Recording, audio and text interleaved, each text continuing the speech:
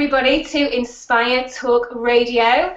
We have got a very exciting guest with us tonight, Jack Delosa, founder of the Entourage and author of 2 fantastic books. His latest book, Unwritten. So we will be having a chat about that this evening, as well as talking about disrupting business education through passion, innovation and collaboration. Before we dive in with Jack, I'm going to hand you over to our fabulous co-host, Federico Ree, who's going to tell you a little bit more about Inspire Talk Radio and what it's all about. G'day, Laura. Well, thanks for the raving review and the introduction. I can't believe I'm actually sitting here tonight talking to the Jack Delosa, a man that I've admired and followed for many years. Being an entrepreneur myself, I can't think of anything better than listening to Jack tonight and actually asking him plenty of great questions that will follow shortly after this introduction. So, Laura, thanks again, and particularly to you, Jack, a huge thank you for your time. Thanks for having me, guys. Really good to be here. Absolute pleasure. So, Laura, look, I'll pass it back to you, and we'll get cracking, and yeah, we'll take it from there. All right, fantastic. Well, let's dive in.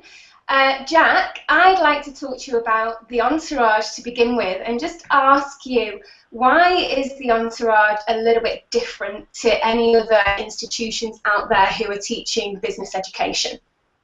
Really good question, and thank you, Laura. Yeah, well, we started the Entourage out of dissatisfaction for how traditional education educates or doesn't educate people that want to be entrepreneurs, or people that want to even think differently and think innovatively within an existing organization. And so the philosophy that underpins the Entourage is that we believe education can play a real powerful part in enabling entrepreneurs and innovators, provided it's done well and provided it's taught by the right people. And so we use some of the best entrepreneurs in the world to educate everyone from sort of student stage through to I've got an idea stage, through to seed stage, right to the growth stage. And you know, I sort of sit on boards, and we even have people in our programs doing up to sort of $30 million revenue. So today we have an education suite that spans, you know, from one sort of end of the spectrum to the other. And you know, as you said, Laura, today we're Australia's largest. We've got a community of about 300,000 entrepreneurs and innovators within our community, and you know, really enjoying the journey. Yeah, and I've been part of it myself. I come down and do some public speaking workshops, and I have to say the community that you have there at the Entourage is fantastic. It really is, and you know, I've made some great friends and great connections within that. So it definitely is different in that sense. Reading your book, there's lots of amazing golden nuggets in there and insights. And one of the things that stood out for me and I wanted to ask you about is, can any business owner, do you think, become a leader like those of Richard Branson? You know, you mentioned Elon Musk quite a bit in the book as well. Do you think that that's possible? So I come from a view that shouldn't be what we're striving for. Right, so my view is not everybody should want to be an entrepreneur, and not everybody should want to be Richard Branson. You know, from my point of view, I think, you know, because I've researched everybody from, you know, I've spent a lot of my life researching people who have influenced history and influenced humanity in some way. So, you know, and that includes people from Michelangelo, who was a sculptor turned painter 500 years ago. He painted the roof of the Sistine Chapel. Albert Einstein, who rewrote physics a little bit over 100 years ago. You know, Martin Luther King or Nelson Mandela or Oprah Winfrey or J.K. Rowling, who, you know, is the author of Harry Potter and today is credited with doing more for childhood literacy than any other person in history. And so I look at these people, and I go far beyond entrepreneurs, right, like sculptor, painter, physicist, political activists, whoever, you know, artists, musicians. And the fundamental premise that I believe and that I've sort of identified in people who achieve great things and make, you know, larger than life contributions is that they've figured out who they are, and they've developed a life and a vocation and a career that aligns to that. And so I think one of the things with the sort of heightened romanticism around entrepreneurship is we can sort of tend to go, all pursuing one's dream means starting a business. And for a lot of people, that might not be true intrinsically, like in terms of who they are by way of DNA. And so my core philosophy is, when what you do is fueled by who you are, that's when you'll be, that's when you'll do your life's best work and sort of be at your most sort of powerful, if you like. And so if being a Richard Branson is intrinsically inherent in your DNA, and if it's something that you think would bring you joy, and if it's something that really excites you, then absolutely, I believe I believe anybody can really do anything. And I don't say that from a naive position. I say that from spending time with the Bransons of the world. I say that from spending time with the Mark Boruses of the world.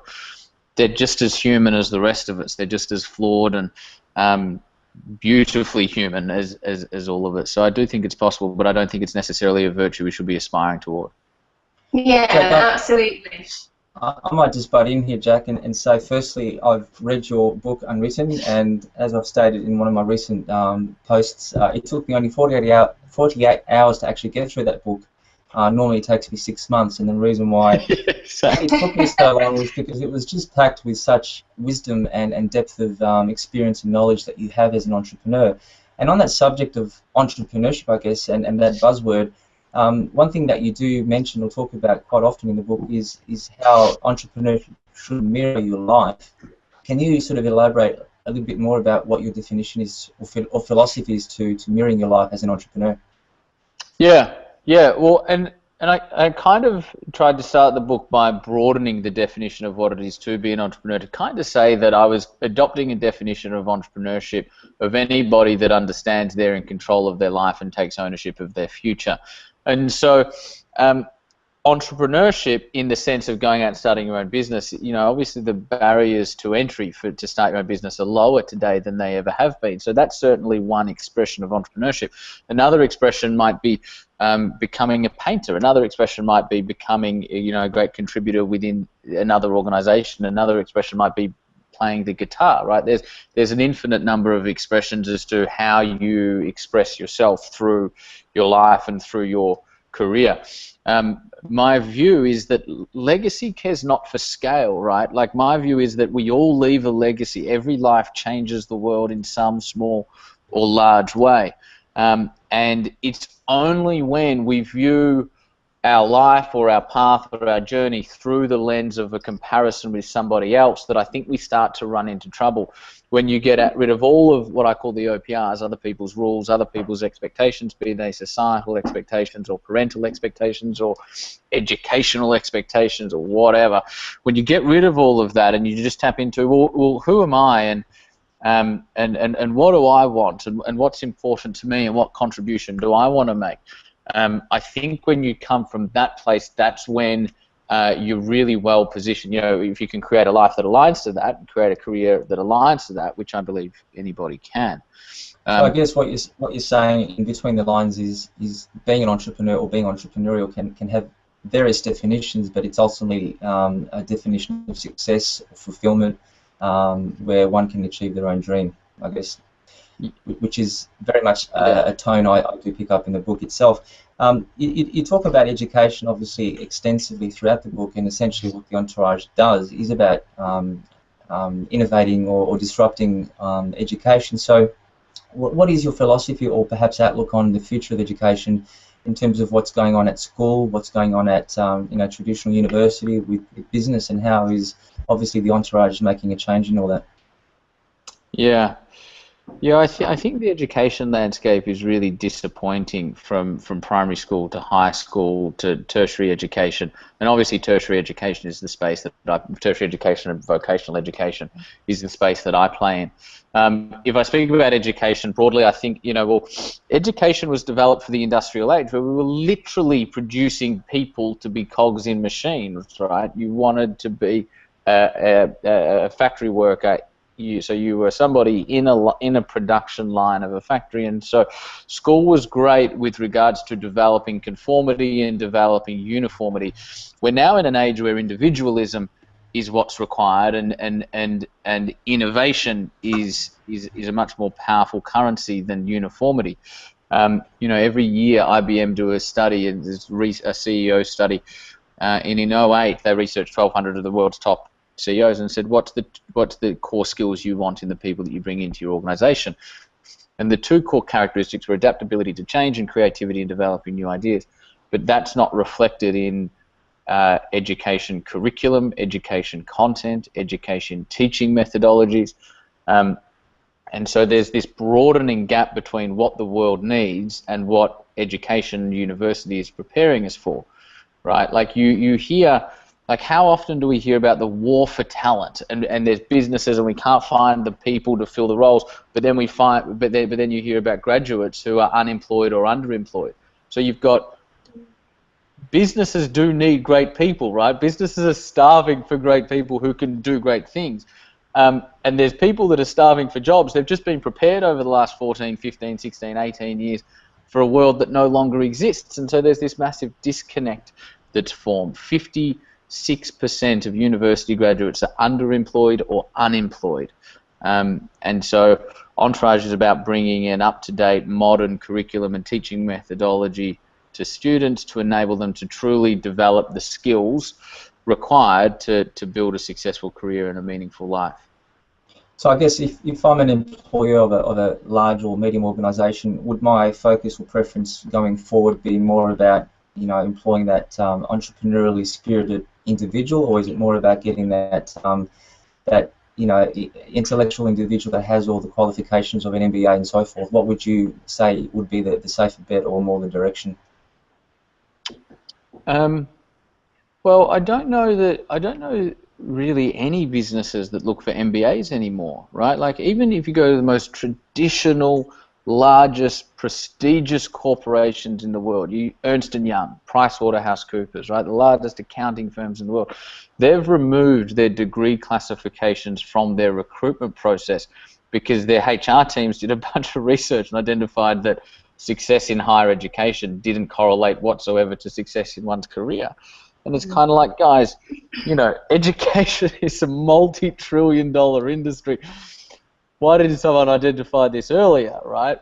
And so I think there's, you know, and by the way, tertiary education, particularly in MBAs, they're trying to evolve to a point where they are better educating people for today's business world. I just don't think they're there yet. So I do think that corporations and businesses, particularly SMEs, value to a far greater degree that, and I wouldn't even call it entrepreneurial thinking, I'd call it more creative thinking and innovative thinking in terms of the currency of those skill sets and those characteristics in today's world, and in the future it will only increase exponentially through the roof. Great insight, Jack. Thank you for that. Look, I'll pass it back to Laura, who's been very quiet and listening. To Laura. It's been a Rico. Thanks, Dad. Awesome, thanks, Jack. Well, I want to bring This is cool. I like going between you two. This is like a multi-dimensional interview right now. It's awesome. That's the plan. I want to bring it back to the dreamers and ask you about, you know, when you began the Entourage, it must have started as a vision, a dream that you wanted to achieve, and you've done it. How important is it for people to dream, do you think, and how important is it to leave a legacy behind, whether that is, like you said before, large or small? Yeah.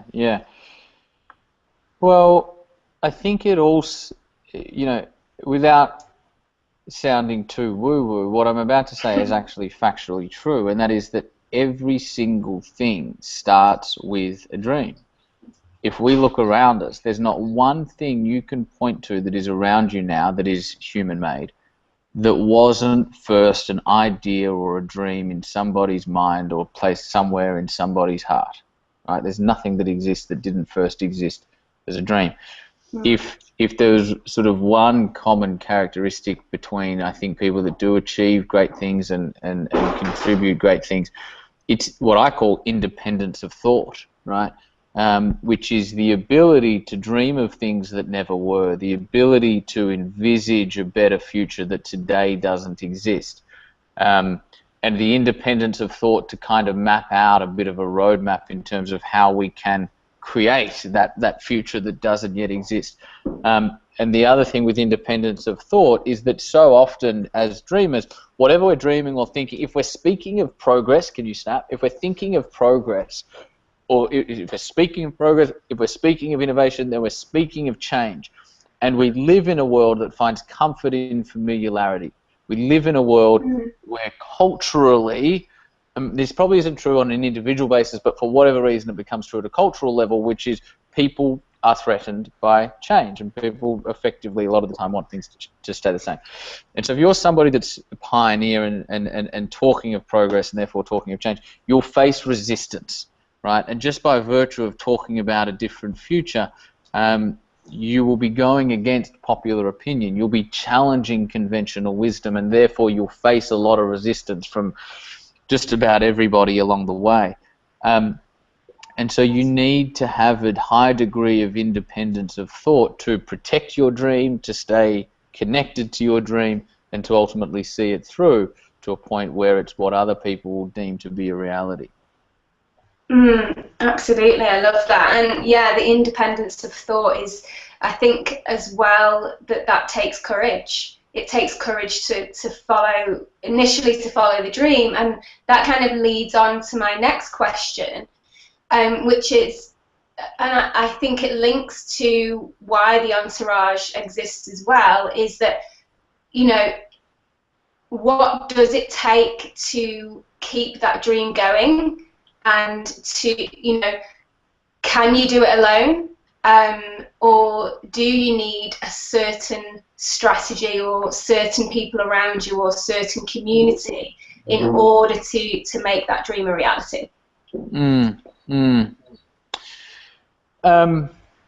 I think that in order to answer the first question, in order to keep your dream alive, I think you need to truly believe in it, right? Like there needs to be a high degree of belief in the future that you're trying to create, or in the business or the product or the service or the societal change or the painting or the song, whatever it is you're trying to create. You need to have a huge belief that it's going to be great. And that obviously needs to be underpinned by a belief that you are the person and you are capable of seeing it through to completion.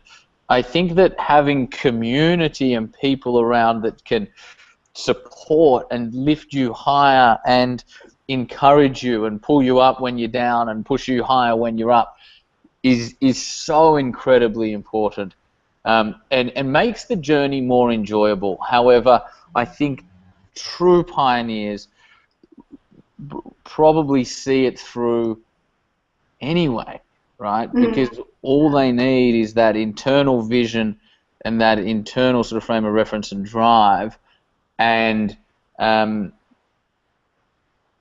that's enough, because that's the most powerful force anyway. You know, I reckon our most powerful force is the intuition and our inner voice and the inner capacities that we all have. So I think community is great, can add to it, can particularly make it more enjoyable. However, in the absence of community, I think we still need to find the emotional fortitude to continue.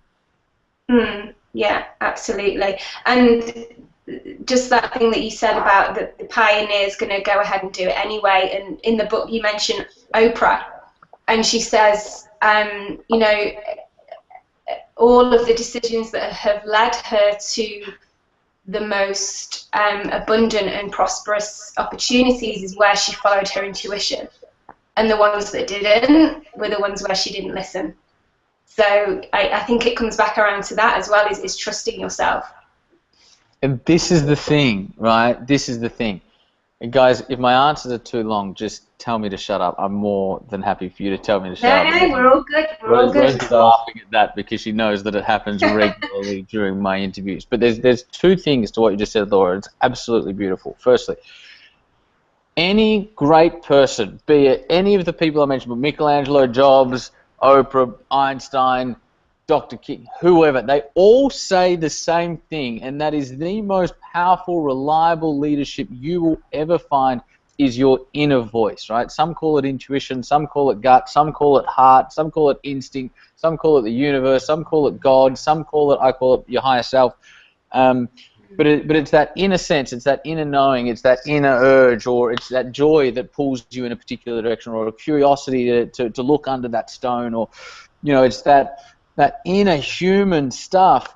And it's almost, what's really unfortunate is in today's world, you say that and people go, he's a bit woo-woo, or you don't have your feet on the ground, or whatever. But like, you look at the people that tangibly have achieved the most in human history, they all point to that as the most reliable and powerful form of leadership.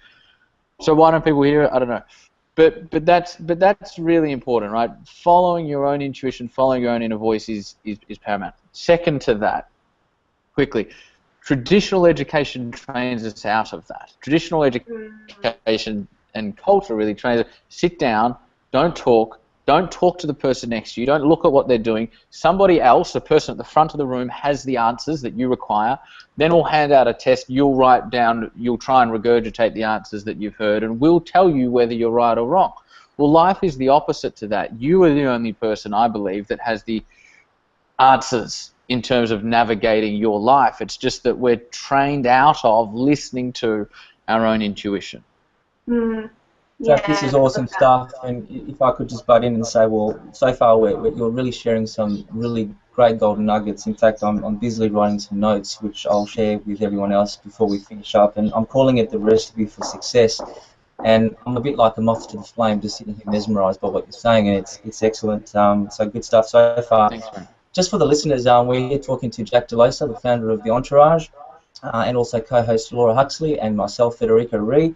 And we're exploring basically why Jack founded the Entourage, and also why he recently wrote the book Unwritten. And one question I have for you, Jack, and I've also got to confess that I myself was born in Rome, and when I came across the section where you mentioned the Sistine Chapel in Rome, and essentially it was that monument, or perhaps architectural feature that inspired you to actually write Unwritten. I guess I want to know why that was such a catalyst to thinking, and how was that instrumental in writing that book? Such a good question, Fed. Thank you. So the inspiration for Unwritten, which is the book that you're mentioning, came when I was standing in the Sistine Chapel in Rome, and I was looking up at the ceiling of the Sistine Chapel, which Michelangelo painted in the early 1500s, and prior to that, I'd recently spent a bit of time on Necker Island as well with Richard Branson, right? And so I'd kind of got a huge insight into. I'd worked with Branson in 2010, and then I'd gone to Necker again, and spent a bit of time with him in his home, right? And seen so much of who he is as a person, and as a flawed, imperfect human being walking around in his board shorts just like the rest of us. And then after that, I was in Rome and sort of looking up the Sistine Chapel, and my tour guide was talking to me about Michelangelo's life and the principles that guided his life, and how he wasn't a religious person, and in a lot of ways he had this kind of adversarial relationship with the Catholic Church at the time. And the Sistine Chapel is a significant building to the Catholic Church, but the Pope had asked him to paint the ceiling of it. He said no. The Pope said, yes, you will, and you couldn't argue with the Pope in those days, and so he had to go along and paint the roof. He'd never done a painting before. He was a sculptor. He wasn't actually a painter. And what he did on the roof of the Sistine Chapel is he embedded hidden symbolism to communicate his views, which were a little bit kind of anti-religion, if you like, but they were communicating his spiritual views. He painted God and the angels around God in one of the tiles called the creation of Adam, and Adam's kind of reaching out and God's kind of reaching down. They're almost touching, which symbolizes the fact that man longs to touch God, although may never actually touch God while man rests in the physical form. And I believe what Michelangelo was kind of communicating was that we create God with our own thoughts, and that God is not something that is disconnected to us, but is something that is the same as us. And one of Michelangelo's views is that you don't need to go through an institution in order to reach God. It's something that it's an energy and an essence that is already inside us, and that we're already intrinsically connected to. Had that symbolism had been found during his time, he would have been executed, right? And so I'm going, this guy was a sculptor turned painter 500 years ago, and he was a rebel, right? Like he was kind of anti-institution. He was arguing against conventional wisdom. He was arguing against the very institution in which he was painting the roof for. and he was so intrinsically connected to his work that he couldn't remove his personal views from his painting. He would rather risk his life to leave his views, because his painting, his work, was an expression of who he was. He would rather risk his life than paint something that was inauthentic to him. And it was, for me, it was the final straw to go, it doesn't matter who I research or who I speak to, whether it's time with Richard, whether it's learning about Michelangelo, whether it's learning about Oprah or learning about Nelson Mandela, it's all the same stuff: independence of thought, rebellion against the status quo, ability and the courage to stand up against them, et cetera, et cetera. And so Michelangelo was just another example of that, and that just made that, sort of solidified that pattern for me. Fantastic, very deep and meaningful thought processes there, Jack. Again, I'm just mesmerised by that.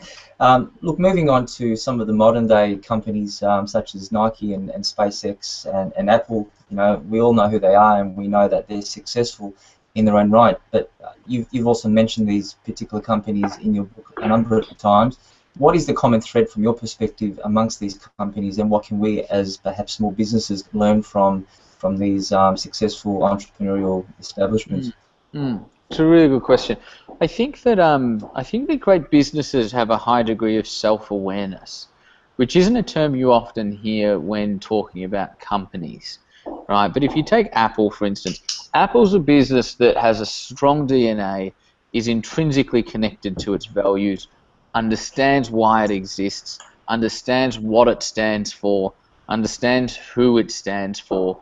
And in understanding all of that, it makes it an incredibly powerful and connected to audience kind of a brand, an iconic kind of a brand, because it understands why it exists, who it exists for, and what it's trying to achieve in the long term.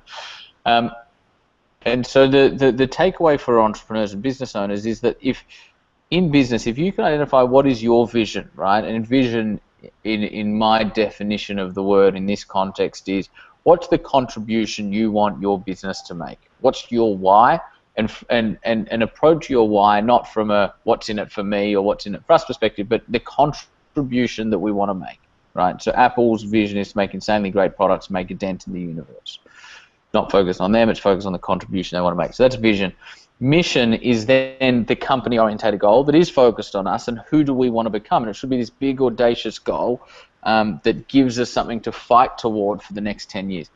And then values, so vision, mission, values. And values are the principles that govern and guide who we are. It sort of articulates our DNA.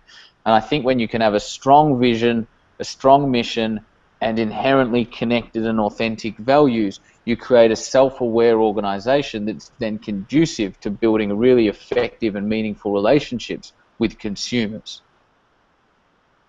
So I guess knowing your mission, your vision, and your values clearly is the starting point, or very much the foundation to any. That's right. It's the foundation of identifying your DNA. Exactly. Awesome. I'll give Laura a chance to ask a few questions, Jack, and then we'll probably wrap up in the next 5 minutes. I know that you've got plenty of things to do tonight, so we value your time. So, Laura?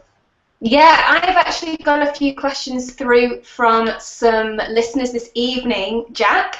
So Mike has sent in a question here, and he says, is there a quick method that people can use to figure out who they are and set out the life they seek from this? Just repeat that last bit, Laura. Okay, so is there a quick method that people can use to figure out who they are and set out the life they seek from this? Is that Mike? That's Mike. Mike. Well, Mike, firstly, why does it need to be quick? If we're talking about what the fucking meaning of your life is, surely we can allocate more than 15 minutes. No, there's no quick method. However, there certainly is a method. Well, I don't know method, but guiding principles, if you like. I think finding out who you are and sort of what a meaningful path for you is going to be is about exploring two things. Firstly, exploring yourself. And so for me, that involves journaling. For some, that might involve meditating. It might involve reading books that prompt exploration. It might involve having great conversations with great people that prompts reflection and exploration. But self-exploration is incredibly important. And in self-exploration, for me, it's as simple as asking yourself two things and being able to answer two questions. What brings me joy? What makes me curious? That to answer those two questions for me is the purpose of self-exploration. And then the second component of exploration is exploring the outer world. And by that, I don't necessarily mean traveling, although that's certainly one method to do it. I just mean going around and trying things, right? Like go and work for people for free in different industries, and go and be in another country for a few weeks or a few months, and just sort of pursue and seek new opportunities in new environments with new people. Why do we do that? Because that kind of acts as a mirror, if you like, that prompts and informs further self and internal reflection. And so the answers, I think, are already within you. You just need to search, and again, that sounds corny, and it's not. I mean it in a really practical sense. What I mean by that is what lights you up already lights you up. You've just got to find it. What brings you joy would already bring you joy. You just got to find it. What makes you curious? You already know. You kind of just need to give yourself permission to let you know, to realize that you already know. And so self-exploration and outer world exploration. Yeah, great answer. Thanks, Jack. And I agree with you there. Like the journaling, for me, journaling is just one of the best ways to work out what on earth is going on. Because you know, the more you do it, then you have inspiration that just comes through that you never even realised was going on under the surface. So yeah, and really clarity, really right? And processing, because typically, you know, a lot of human beings are experience rich but kind of insight poor, meaning we're having all of these experiences every day. But because we're moving so fast, and we get home, we have a glass of red wine, go to bed, get up the next day, do it all again, we've kind of missed a lot of the insight and a lot of the wisdom that was available there for us if we just paused long enough to reflect on what that could have been. And that's what journaling is for me, is it's about taking everything that's going on and kind of making sense of it and working through it and processing it. And you can do it in 6 minutes. You don't need to allocate too long. But really useful for making sense of yourself and the world. Yeah, wonderful. Okay, we've got... Sorry, have we got time for one more question? Yes, Jack? I mean, guys, yeah. Was it start Ask Jack? Because why not? No, start it on me. Oh, okay. Yeah. Guys, we're going to start my next thing. They'll just be filming me doing this. So okay, we'll just squeeze this one in and then we'll wrap it up. Straight. So I have one more question from Jackie, and she says, you talk about being trained out of our own intuition. What kind of exercise would you give a developing teenager to compensate for this education process, especially if they're on entering the commercial world? So do you want me to read it again? No, I'm just pausing because it's such an amazing question. So what would I do with a teenager? That's such a good question. I would provide experiences that helped them develop independence and helped them develop resilience. And so, in other words, I was growing up, for instance, always gave me more respect than I deserved and always gave me greater challenges than I had perhaps earned, and then I would need to step up to them. You know, for Richard Branson, for instance, he tells a story about his mum. You know, one day they were driving home from being sort of in a different city, and she stopped, 20 miles away from home, pushed him out of the car and said, make your own way home, just for no apparent reason, because I think we can tend to over-parent, right? Because we care and love our kids so much, we can tend to want to do everything for them and give them everything and make sure nothing goes wrong. And you over-parent, right? So that when you're not around, there's an element of anxiety and I'm unprotected and I haven't developed the resilience or the independence to stand on my own 2 feet or think for myself. So create and produce experiences and conversations that help them develop their own independence and their own resilience.